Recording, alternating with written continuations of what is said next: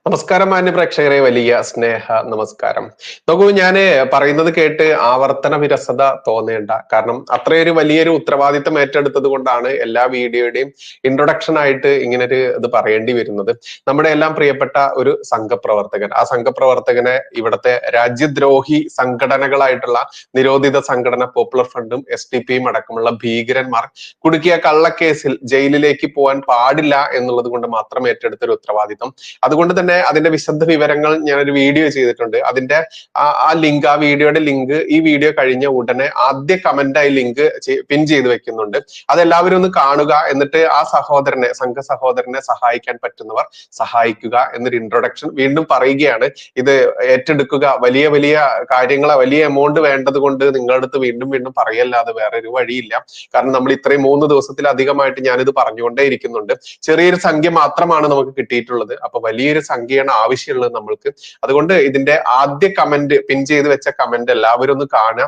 അതിലൊരു video link ഉണ്ട്. ആ വീഡിയോ ലിങ്കിൽ ക്ലിക്ക് ചെയ്ത് ആ വീഡിയോ കാണുക. എന്നിട്ട് പറ്റാവുന്നവർ എല്ലാവരും സഹായിക്കുക എന്നൊരു ഇൻട്രൊഡക്ഷൻ കൊടുക്കുകയാണ്.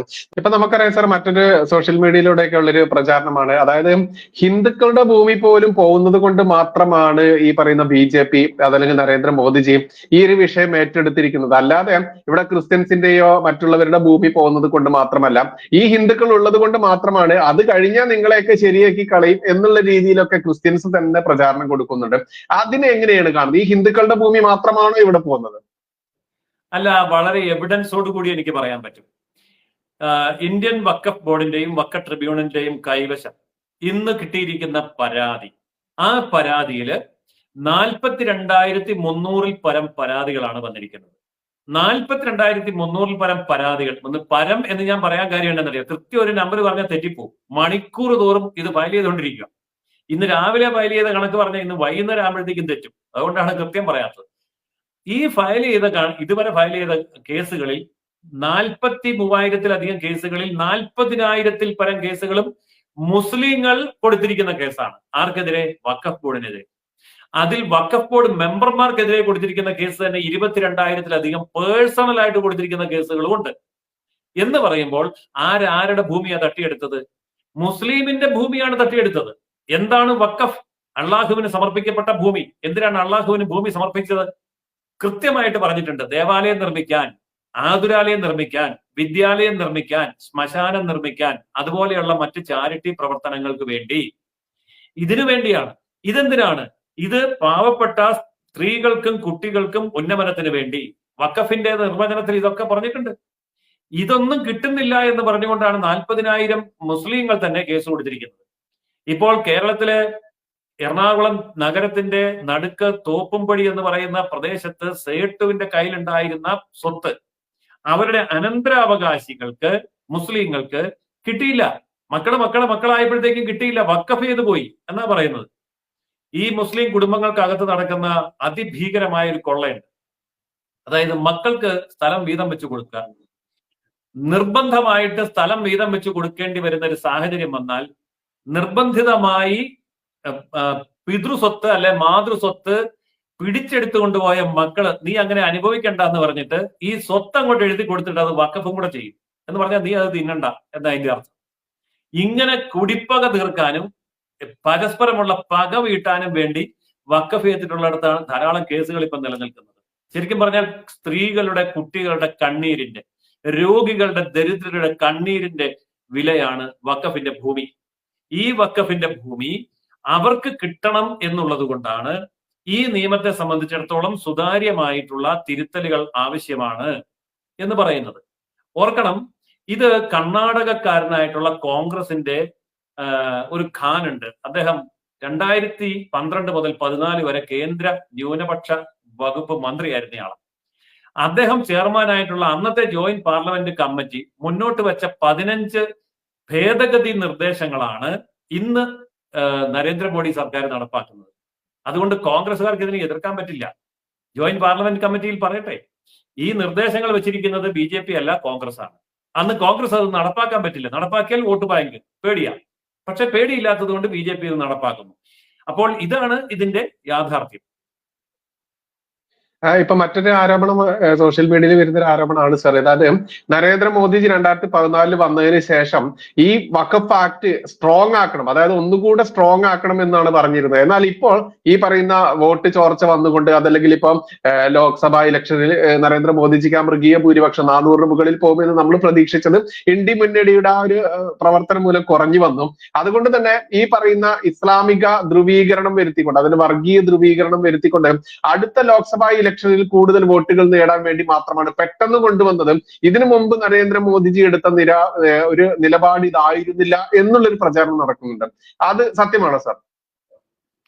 ഒരിക്കലും സത്യമല്ല. കാരണം നരേന്ദ്രമോദി ഗവൺമെന്റ് അധികാരത്തിൽ വരുമ്പോൾ ചെയ്യാൻ പോയെന്ന കാര്യങ്ങൾ പ്രകടന പത്രികയിൽ മുൻഗണനാ ക്രമത്തിൽ അച്ചടിച്ച് ഇന്ത്യയിലെ ജനങ്ങൾക്ക് മുമ്പാകെ വെച്ചതാണ്. അതിൽ പറഞ്ഞിരുന്നു, ആദ്യമായിട്ട് ഞങ്ങൾ ചെയ്യുന്നത് രാമക്ഷേത്ര നിർമ്മാണമാണ്, അതിന്റെ തടസ്സങ്ങൾ നീക്കും. നിർമ്മാണമല്ല, തടസ്സങ്ങൾ നീക്കും, രാമക്ഷേത്രം ഉണ്ടാവട്ടെ. നമ്പർ 1 അത് ചെയ്തു. നമ്പർ 2 370-ാം വകുപ്പ് എടുത്ത് കളയും, അത് ചെയ്തു. നമ്പർ 3 മുത്തലാഖ് നിരോധിക്കും, അത് ചെയ്തു. നമ്പർ 4 CAA നടപ്പാക്കും, അത് ചെയ്തു. അങ്ങനെ പ്രകടന പത്രികയിൽ പ്രയോറിറ്റൈസ് ചെയ്ത് നമ്പർ 1, 2, 3, 4 പറഞ്ഞ കാര്യങ്ങളൊക്കെ ചെയ്തു. അതിനുശേഷമാണ് ഈ കാര്യം പറഞ്ഞിരിക്കുന്നത്. അതുകൊണ്ടാണ് ഇത് താമസിച്ചത്. അല്ലാതെ ഇതിൽ മറ്റ് യാതൊരു ഉദ്ദേശവുമില്ല. നമ്പർ ഇട്ട് അക്കമിട്ട് പറഞ്ഞ കാര്യങ്ങൾ പറഞ്ഞ സമയബന്ധിതമായ രീതിയിൽ ചെയ്യുന്നു എന്ന് മാത്രമേ ഉള്ളൂ. ഇപ്പൊ നമുക്കറിയാം സാറേ, 30 വെള്ളിക്കാശിന് യൂദാസ് ഒറ്റുകൊടുത്ത യേശുദേവനെ കുറിച്ച് നമ്മൾക്കറിയാം. നമ്മളെല്ലാവരും ഏത് കുഞ്ഞിനും അറിയുന്ന ഒരു കാര്യം തന്നെയാണ്. അത്തരത്തിൽ കേരളത്തിൽ മാത്രം എന്ന് എടുത്ത് പറയേണ്ടതുണ്ട്. കാരണം ഇവിടുത്തെ ഈ രാഷ്ട്രീയ അവസ്ഥയ്ക്കനുസരിച്ച് ഇവിടുത്തെ ക്രിസ്ത്യൻ സഭാ പുരോഹിതർ ഇവരൊക്കെ യഥാർത്ഥത്തിൽ ഈ RSSനെയും BJPയും ഒക്കെ ജനങ്ങളിൽ നിന്ന് അകറ്റുന്നതിലും വലിയ പങ്ക് വഹിച്ചിരുന്നു എന്നൊക്കെ നമുക്കറിയാം. ഇന്ന് അതിൽ ചില സഭകളൊക്കെ മുന്നോട്ട് വന്നുകൊണ്ട് അത് മാറ്റം വരുത്തിയിട്ടുണ്ടെന്നറിയാം. എന്നിരുന്നാലും ഇവരിലുള്ള ഈ യൂദാസുകൾ ഇവർ എത്രത്തോളം ആയിരിക്കും സർ നാളെ ഇവരുടെ അവസ്ഥ? അതല്ലെങ്കിൽ സ്വന്തം ശവക്കുഴി, അതല്ലെങ്കിൽ ശവപ്പെട്ടിക്ക് ആണിയടിക്കൽ, എങ്ങനെയായിരിക്കും ഇവരത് പൂർത്തീകരിക്കുക? ഇത് കേരളത്തിലെ അല്ലെങ്കിൽ ഭാരതത്തിലെ ക്രൈസ്തവ സമൂഹത്തിന്റെ ഇടയിൽ വളരെ ആഴത്തിലുള്ള ഒരു പഠനത്തിന് വിധേയമായിട്ടുണ്ട്. എനിക്കറിയാവുന്ന പല ക്രൈസ്തവ പുരോഹിതന്മാരും പണ്ഡിതന്മാരും ഞാനൊക്കെ സംസാരിക്കുന്നത്, അല്ലെങ്കിൽ ബൈജു സംസാരിക്കുന്നതിനേക്കാൾ ആധികാരികമായി വഖഫ് നിയമം പഠിച്ചിട്ടുണ്ട്, ഭേദഗതി പഠിച്ചിട്ടുണ്ട്. ഞാൻ അവരുമായിട്ട് സംസാരിക്കുമ്പോൾ, ചാനലിൽ ഇരുന്നും അല്ലാതെയും സംസാരിക്കുമ്പോൾ എനിക്കിത് ബോധ്യമായിട്ടുണ്ട്. കാരണം അവരത് പഠിക്കുന്നതിന്റെ അടിസ്ഥാനം എന്താണെന്ന് വെച്ചാൽ, ഈ രാജ്യത്ത് വളരെ ന്യൂനപക്ഷമായിട്ടുള്ള, അതായത് രാജ്യത്ത് 2.5% മാത്രമുള്ള ക്രൈസ്തവരുടെ നിലനിൽപ്പ് സംരക്ഷിക്കേണ്ടത് അവരുടെ മത മേധാവികളുടെ ചുമതലയാണ്. അതുകൊണ്ട് അവരിത് പഠിച്ചു നോക്കിയപ്പോൾ ഇവിടുത്തെ ഭരണഘടനയ്ക്കോ ഇവിടുത്തെ കോടതിക്കോ ഇവിടുത്തെ പാർലമെന്റിനോ മുകളിൽ അധികാരമുള്ള ഒരു സ്ഥാനം വഖഫ് ബോർഡ് വഹിക്കുകയും 4.5 ലക്ഷം ഏക്കർ ഭൂമി ഇന്ത്യക്ക് സ്വാതന്ത്ര്യം കിട്ടുമ്പോൾ ഉണ്ടായിരുന്നത് ഇപ്പോൾ 9.5 ലക്ഷം ഏക്കർ ഭൂമിയായിട്ട് വർദ്ധിക്കുകയും ഇന്ത്യൻ പാർലമെന്റ് സഹിതം വഖഫ് ബോർഡാണ് അതിന്റെ ഭൂമിയാണെന്ന് പ്രഖ്യാപിക്കുകയും ഡൽഹി നഗരമധ്യത്തിൽ 250 പ്ലോട്ടുകൾ, ഗവൺമെന്റ് പ്ലോട്ടുകൾ വഖഫ് നോട്ടീസ് അയക്കുകയും ഡൽഹി സംസ്ഥാനത്തിന്റെ 77% വഖഫ് ഭൂമിയായിട്ട് പ്രഖ്യാപിക്കുകയും മുനമ്പമടക്കം കേരളത്തിലെ പല പള്ളികളും ക്ഷേത്രങ്ങളും അവരുടെ സ്വത്തുക്കളും ഇന്ത്യ മുഴുവനുള്ള വലിയ ലിസ്റ്റിന്റെ ഭാഗമായി തീരുകയും ചെയ്യുമ്പോൾ ക്രിസ്ത്യൻ സഭാ നേതൃത്വം ആശങ്കപ്പെടുന്നതിൽ അവരെ തെറ്റു പറയാൻ പറ്റില്ല. കാരണം അവർക്ക് ജനസംഖ്യയിൽ 2.5% ഉള്ളൂ. അവരുടെ സ്വത്തുക്കൾ എന്നൊക്കെ പറയുന്നത് കണ്ണായ പ്രദേശത്താണ് കിടക്കുന്നത്. അതായത് ഇന്ത്യയിലെ നഗരങ്ങളിലെ എല്ലാ ഭൂമി എടുത്ത് നോക്കൂ. ഞാൻ ഓരോന്നും എടുത്തെടുത്ത് പറയുന്നില്ല. കേരളത്തില് ഗവർണറുടെ ഭൂമി മുതൽ, ഗവർണറുടെ രാജ്ഭവൻ മുതൽ പത്മനാഭസ്വാമി ക്ഷേത്രം വരെയുള്ള നഗര ഹൃദയം എടുത്താൽ മഹാഭൂരിപക്ഷം ഭൂമിയും ക്രൈസ്തവ സഭകളുടേതാണ്. അത് കോളേജിന്റെ പേരിലായിരിക്കാം, പള്ളിയുടെ പേരിലായിരിക്കാം, മറ്റേ അരമനയുടെ പേരിലായിരിക്കാം, അല്ലെങ്കിൽ സെമിനാരിയുടെ പേരിലായിരിക്കാം, എന്തായാലും ആയിക്കോട്ടെ, എന്തൊരു ഇപ്പം YMCA ആയിരിക്കാം, എങ്ങനെയാണേലും. ഇതൊക്കെ അവർക്ക് പേടിയുണ്ട് നാളെ വഖഫാകുമോ ഇല്ലെന്ന്. വഖഫാണെന്നൊരു ഒറ്റ പ്രഖ്യാപനം വന്നു കഴിഞ്ഞാൽ ഈ നഗരമധ്യയിൽ കിടക്കുന്ന ഭൂമിയെല്ലാം അങ്ങ് പോകും. അതുകൊണ്ട് സംരക്ഷിക്കേണ്ടത് അവരുടെ ആവശ്യമാണ്. അതുകൊണ്ട് മാത്രം BJPയുടെ കൂടെ നിൽക്കുന്നു എന്നുള്ളത് അല്ല BJP കണക്കാക്കുന്നത്. ഏറ്റവും അധികം ഇത്തരം പ്രശ്നങ്ങൾ ഉയർന്നു വന്നത് ഗവൺമെന്റിനെതിരെ കൂടിയാണ്. പിന്നെ നഗ്നമായ നിയമലംഘനം. കർണാടകത്തിലെ ഞാൻ പോയപ്പോൾ അവിടെ കണ്ടത് 29,000 ഏക്കർ ഭൂമി കൊമേഴ്ഷ്യൽ ലാൻഡ് ആയിട്ട് കൺവേർട്ട് ചെയ്തിരിക്കുന്നു. വഖഫ് ഭൂമി ഒരിക്കലും കൊമേഴ്ഷ്യൽ ലാൻഡ് ആയിട്ട് കൺവേർട്ട് ചെയ്യാൻ പറ്റാത്തതാണ് നിയമം അനുസരിച്ച്. പക്ഷെ ചെയ്തു കഴിഞ്ഞിരിക്കുന്നു എന്ന് പറഞ്ഞാൽ മറിച്ചു വിട്ടിരിക്കുന്നു എന്നർത്ഥം. ഇങ്ങനെയൊക്കെയുള്ള അതിഭീകരമായ കാര്യങ്ങൾ നടക്കുമ്പോൾ വലിയ തോതിലുള്ള നഷ്ടം ക്രൈസ്തവർക്കാണ് സംഭവിക്കുക.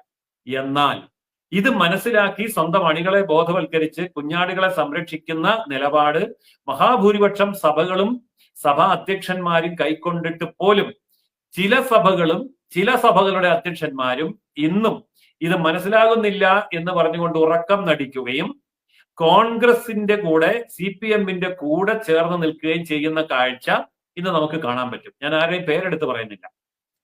ഇവർക്കെതിരെ ഇപ്പൊ ക്രൈസ്തവ സമൂഹത്തിനിടയിൽ അമർഷം ഉരുണ്ടുകൂടുന്നുണ്ട്. അത് നാളെ പുകഞ്ഞു കത്തുകയും പൊട്ടിത്തെറിയായി മാറുകയും ചെയ്യുമ്പോൾ മാത്രമായിരിക്കും ആ സഭകളും ആ അധ്യക്ഷന്മാരും സത്യം മനസ്സിലാക്കുക. അതുകൊണ്ട് അത് അവർ സ്വയം മനസ്സിലാക്കാനുള്ള അവസരം കൂടി ആയിരിക്കാം ഈ ബില്ല് നീട്ടിവെച്ച അത്രയും സമയം. ഏതായാലും കാത്തിരുന്ന് കാണാം.